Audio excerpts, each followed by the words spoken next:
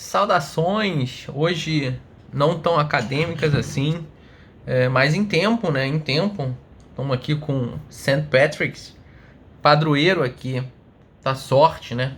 Aproveitando que hoje é dia 12 e o seu concorrente, St. Valentine's, não é o meu forte. Então, para alguns sorte, para outros amor. Vamos provar essa American Pale Ale, essa APA, que provavelmente é uma cerveja que tem um sabor um pouco baixíssimo amargo, que vai trazer algum aroma de frutas amarelas, como carambola, e provavelmente vai ter um final, né, meio resinoso. Então, saúde, feliz Dia dos Namorados, ou boa sorte. Uma cerveja agradável, teor alcoólico 5,5, né? É uma cerveja brasileira, apesar do estilo ser americano. Mas temos aqui dedinho cruzado e um trevo na tampinha. Muito bacana essa tampinha, Hoje o motivo de eu estar aqui, né, não é jurídico, mas é tentar trazer alguma coisa de leitura, de literatura, que me volte a trazer fé na humanidade. Então o livro de hoje, que eu estou extraindo aqui de um clube de leitura que se abriu, mas que formalmente eu não faço parte, né? Eu estou de penetra, então eu peguei os títulos, né? Alguns eu não concordei, não gostei, e por isso mesmo vou pegar vou pensar aqueles que me interessam. E hoje eu vou fazer o prólogo do livro Humanidade, uma história otimista do homem, de Rutger Bregman. É um historiador holandês que tem livros de filosofia, né? Ele tenta se aventurar aí pela economia também. Mas é um livro que tenta voltar a trazer fé justamente na humanidade, como indica o título. E esse prólogo desse livro, ele vai remeter aqui à Segunda Guerra Mundial, às estratégias de guerra de Segunda Guerra Mundial, e como é que estava a situação na Inglaterra, né? E a gente sabe que a Inglaterra, ela sofreu a Blitz, né? A Blitz foi uma campanha aqui de bombardeamentos da Alemanha nazista na, na Inglaterra. E esses bombardeios incluíam, né, um bombardeio em localizações onde estavam civis, né? Então, o objetivo era causar aqui uma desestabilização emocional, psicológica, desestabilizar aqui a mão de obra, né? As pessoas que realmente produzem, que poderiam estar suprindo aqui o exército. Então o bombardeio era uma estratégia que era justamente para desestabilizar a economia e desestabilizar o exército, a fim de se triunfar aqui na guerra, né? Então Hitler utilizou muito isso, uma covardia, jogar bomba em civis, né? E aí teve um dia, às 17h43, né, quando os sirenes tocaram, no dia 7 de setembro de 1940, 348 aviões alemães bombardearam a Inglaterra, né? Foi denominado o Sábado Negro. E aí, durante os 9 meses posteriores a esse 7 de setembro de 1940, mais de 80 mil bombas foram lançadas em Londres, né? E aí, grandes bairros foram aniquilados, né? As pessoas ficaram sem lares, 40 mil pessoas foram destruídas morreram por causa dessas 80 mil bombas, fora as que morreram indiretamente, não pelo efeito da bomba, mas porque ficaram sem comer, passaram fome.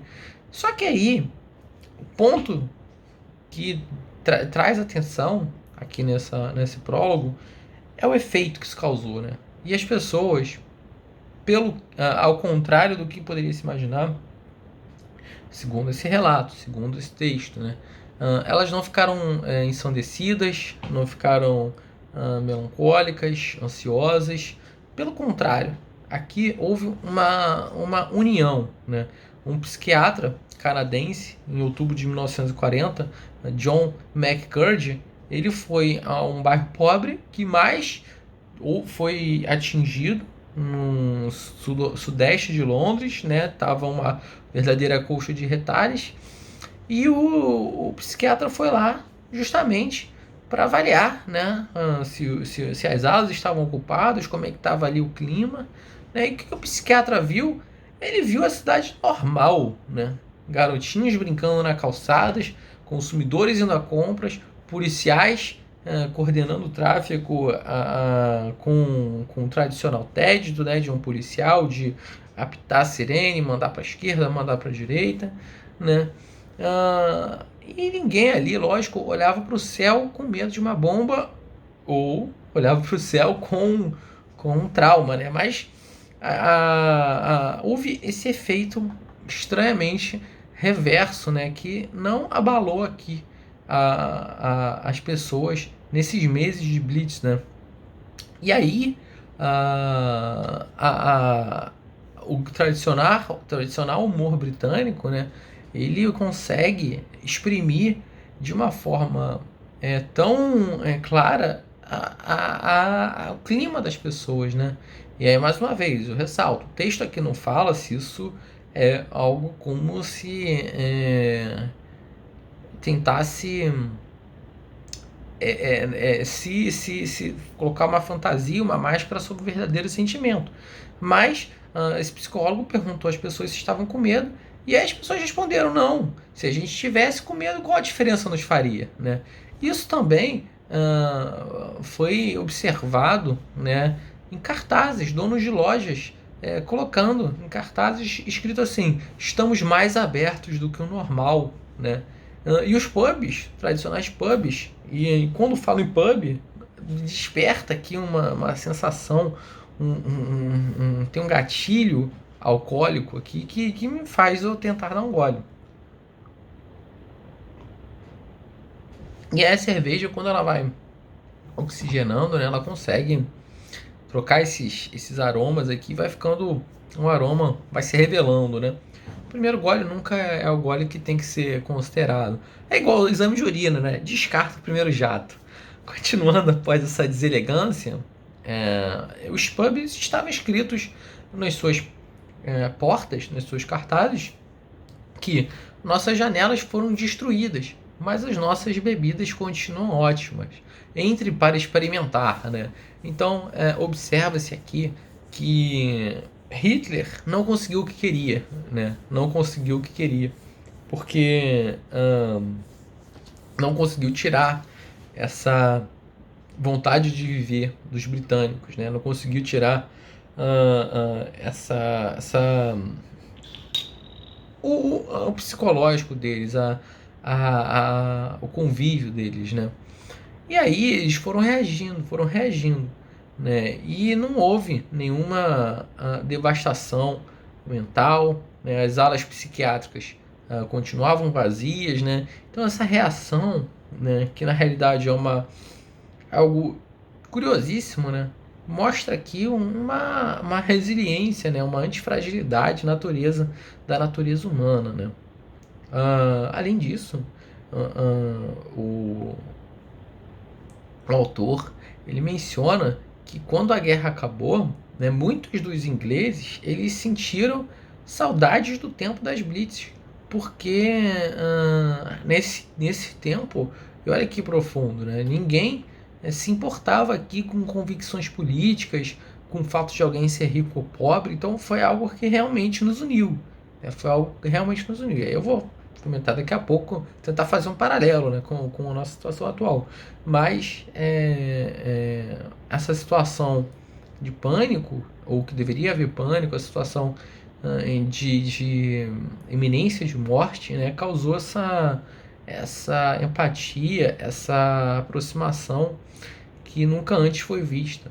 E a sociedade britânica ela se fortaleceu em vez de se colapsar, né? E aí teve um efeito de desapontamento no Hitler, né? Porque ele não esperava isso, Mas nem tudo são flores, nem tudo são flores. E aí, o Frederick Lindemann, que é um dos generais, se eu não me engano, se não me falha a memória, ele endossava a opinião de haver uma reação, né? Haver uma reação de bombardeio. Não bombardeio militar contra outro exército, mas um bombardeio em civis, né? E ele endossava porque ele achava que realmente isso que desestabilizava a economia, desestabilizava ali os suprimentos do exército. E aí, ele dependia, lógico, da caneta vermelha de Churchill. Ele dependia disso.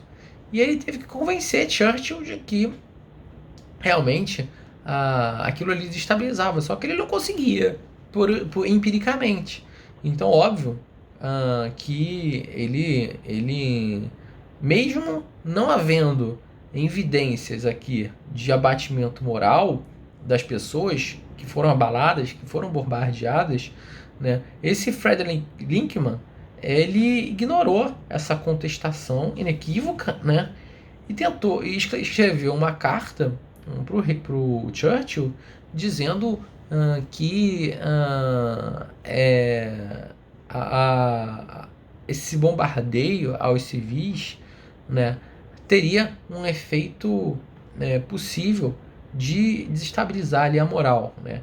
E aí muitos cientistas que foram contra a esse general morreram, né? Porque eram considerados como traidores. Como assim não vão bombardear quem está nos bombardeando, né? Ficou uma coisa meio assim. E aí o Churchill acabou sendo convencido de que valeria a pena um bombardeio, né? E aí teve uma reação muito mais truculenta a Blitz, né? Em uma noite desse bombardeio, houve muito mais mortes do que na Blitz toda, né? Então a Inglaterra teve um poder de força muito mais destrutivo do que o Hitler causou na Inglaterra. O texto fala que as baixas chegaram a um número de 10 vezes maior do que a Alemanha causou, do estrago que a Alemanha causou na Inglaterra, né? Mas aí, mesmo assim, não teve os efeitos pretendidos, foi desapontamento, né? Porque, novamente, teve um psiquiatra, o Dr. Friedrich Panse, ele em maio de 1945, entre maio e julho, ele entrevistou algumas pessoas e as pessoas, os alemães, falavam que se sentiam cheio de energia, né, e acendiam charutos, né? O clima foi de uma euforia quando aumentou, né, após os ataques, né, como as pessoas consideravam que a guerra tinha sido vencida pela Alemanha, parecia que, pelo feeling, né, das pessoas, parecia que foi justamente o oposto, né? Então, o que me parece, né, eu não sei se aqui nessa época já havia acabado a guerra, mas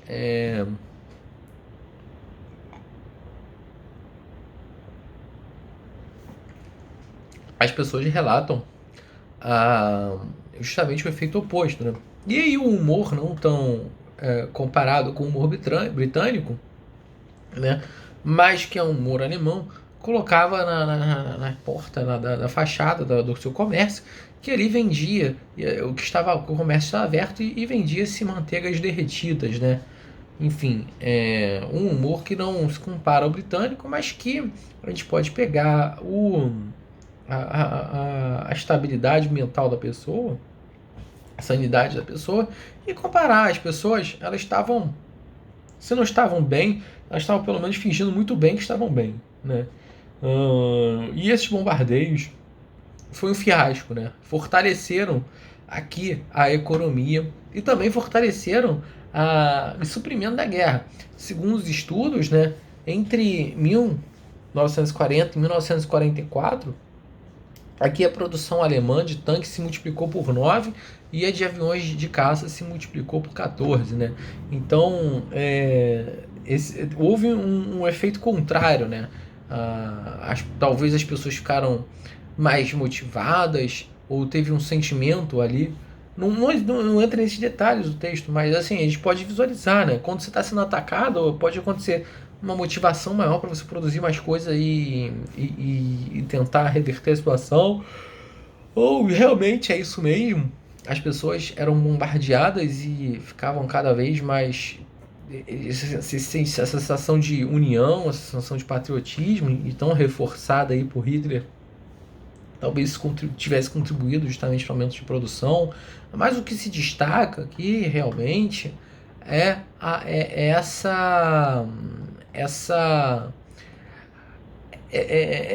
esse efeito contrário que uma devastação pode ocasionar, né? Mas infelizmente, muitos outros chefes, né, de governo não tiveram essa percepção do efeito contrário à violência, né? Por exemplo, 25 anos depois da Segunda Guerra Mundial, o ataque do Vietnã dos Estados Unidos, que os Estados Unidos tinham um poder de fogo 3 vezes maior, né, do que todas as bombas lançadas na Segunda Guerra, tentou, de certa forma, aniquilar ali o Vietnã, e ainda teve um efeito contrário e ainda mais tomou pau na guerra. É o grande fiasco, é o grande vexame dos Estados Unidos. Mas grandes governantes acham que essa violência pode causar um efeito que desestabilize o emocional, desestabilize a economia, mas não, né? Esses exemplos, né, que o professor ele dá, serve justamente para a gente chegar à conclusão que não é algo inerente a algum povo, que é algo inerente aos ingleses ou aos alemães, né? Essa característica dessa resiliência, né, mostrada pelos esses povos, é algo universalmente humano, né?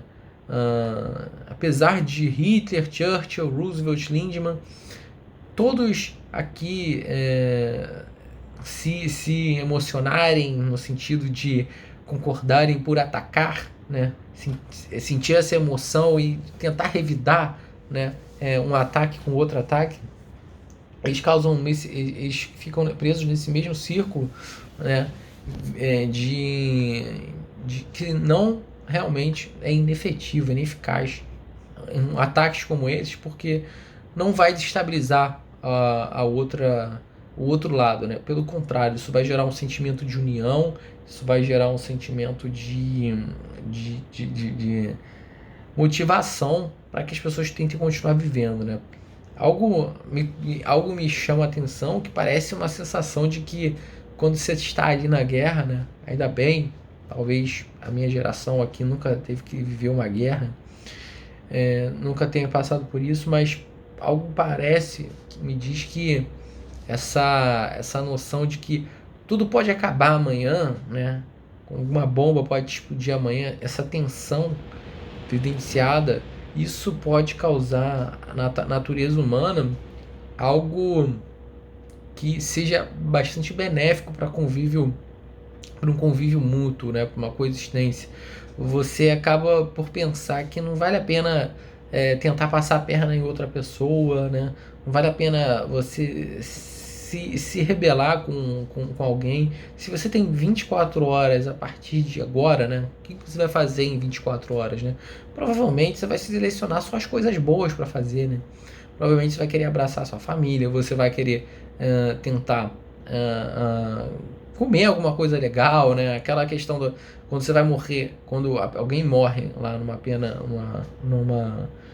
tem a pena de morte nos Estados Unidos, ele tem o direito de escolher o último jantar, né? Você vai tentar fazer coisas boas, né? Você vai tentar reatar, talvez, com alguma desavença, algum desafeto que você teve na sua vida. Enfim, você não vai querer levar coisas ruins da vida, né? Então, essa tensão iminente de que você pode morrer qualquer hora, o que a gente não tem, né?